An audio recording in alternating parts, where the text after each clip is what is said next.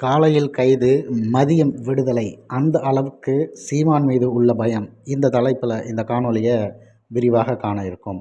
நாம் தமிழர் கட்சியுடைய தலைமை ஒருங்கிணைப்பாளர் செந்தமிழன் சீமான் அவர்கள் இன்றைய தினம் போராட்டம் நடக்கின்ற இடத்திற்கே சென்று அந்த மக்களுக்கு ஆதரவு தர வேண்டும் என்ற நோக்கத்தோட பணி பாதுகாப்பு, ஊதிய உயர்வு உள்ளிட்ட கோரிக்கைகளை வற்புறுத்தி போராட்டம் நடத்தியிருக்காங்க. அதற்கு அண்ணன் சீமான் அவர்கள் நேரில் சென்று அவர்களுக்கு சந்திக்கவும் ஆதரவு தெரிவிக்கணும் அப்படிங்கிறதுக்காக சென்றிருந்தாங்க. ஆனால் இன்றைய காலை பார்த்திங்கன்னா அண்ணன் சீமான் அவர்கள் அவரை சந்திக்க முடியாது அப்படிங்கிற மாதிரியான ஒரு விஷயத்தை கொண்டு வராங்க.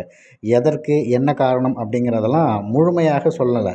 ஆனால் வள்ளுவர் கோட்டத்தில் நடந்திருந்த இந்த ஊரக நகர்ப்புற வாழ்வாதார இயக்க அனைத்து பணியாளர்கள் நல சங்கத்தம் 10 நாளுக்கு மேலே போராடிட்டுருக்காங்க. அனுமதியின்றி இந்த போராட்டம் நடைபெறுது. அதனால் அவர்களை நாங்கள் அப்புறப்படுத்தணும் அல்லது கைது செய்யணுங்கிற போராட்டத்தில் களமிறங்கியிருக்கோம். இப்போ நீங்கள் அவங்கள சந்திக்கிறதுக்கு உங்களுக்கு அனுமதி இல்லை அப்படிங்கிற மாதிரி அண்ணன் சீமான் அவர்களை தடுத்து நிறுத்துகிறாங்க. அப்படி அனுமதி இல்லை அப்படின்னு சொல்கிறதுக்கு உங்களுக்கு யார் அனுமதி கொடுத்தா அப்படின்னு அண்ணன் சீமான் அவர்கள் கேள்வி கேட்டு அவரும் களத்தில் இறங்கி நான் அவங்கள சந்திக்க போவேன், அவர்களை கைது செய்கிறீங்க அப்படின்னா கைது செய்கிறதில் என்னையும் சேர்த்து கைது செய்யுங்க, நானும் அவர்களை சந்தித்து பேச இருக்கேன்னு சொல்லிட்டு அவர்களை கைது செய்கிற அதே வாகனத்தில் அண்ணன் சீமான் அவர்கள் ஏறுறாங்க. கிட்டத்தட்ட ஒரு அரை மணி நேரம் இல்லை 1 மணி நேரம் கூட இருக்காதுங்க. அண்ணன் சீமான் அவர்களை கைது செய்து அண்ணன் சீமான் அவர்கள் உடனடியாக அந்த இடத்துல இருந்தே காணொளி பதிவிடுறாங்க. பாக்கியராஜன் அவர்கள் மூலியமாக ஒரு லைவே போகுது. அண்ணன் அவர்களுடைய பிரச்சனைகள் என்ன, கோரிக்கைகள் என்னன்னு கேட்டு அதை பொதுமக்களுக்கு தெளிவுபடுத்துவதற்காக ஒரு வேலையை முற்பட்டு செய்கிறாரு. இந்த நிகழ்வு தெரிஞ்ச உடனே இது பெருமளவுக்கு அடுத்த கட்டத்துக்கு நகரக்கூடாது அப்படின்னா உடனடியாக சீமானை கைது செய்வதை தவிர்த்துட்டு இந்த செய்தியை பெருசாக ஆக்கக்கூடாதுங்கிறதுல அரசு மும்பரம் காட்டியிருக்கு.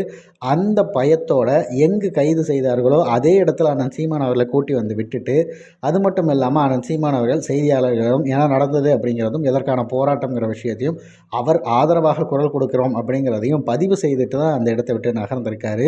இந்த மாதிரியான ஒரு அரசியல் மாற்றங்கள் 2026 மிகப்பெரிய அளவு நீங்கள் பார்க்க இருக்கீங்க.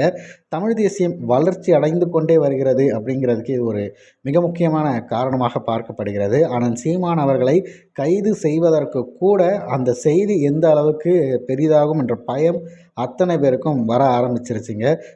யாருக்கும் அடங்காமல் யாரோடவும் கூட்டணி இல்லாமல் இருக்க முடிகிற எந்த நபர் இருக்காரோ அவரால் மட்டும்தான் இதுபோல் எந்த மக்களுடைய பிரச்சனையாக இருந்தாலும் அதில் நியாயம் இருக்கிறதா, அப்போ நம்ம அவங்க பக்கம் நிற்கணும் அப்படிங்கிறதுல ஒரு துளி கூட தயக்கம் இல்லாமல் வந்து சேர முடியும். அந்த வகையில் அண்ணன் சீமான் அவர்களை மிஞ்ச தமிழ்நாட்டு அரசியலில் ஒருவரை கூட விரல் விட்டு காட்ட முடியாது அப்படிங்கிறத நம்மளால் ஊர்ஜிதமாக சொல்ல முடியும்.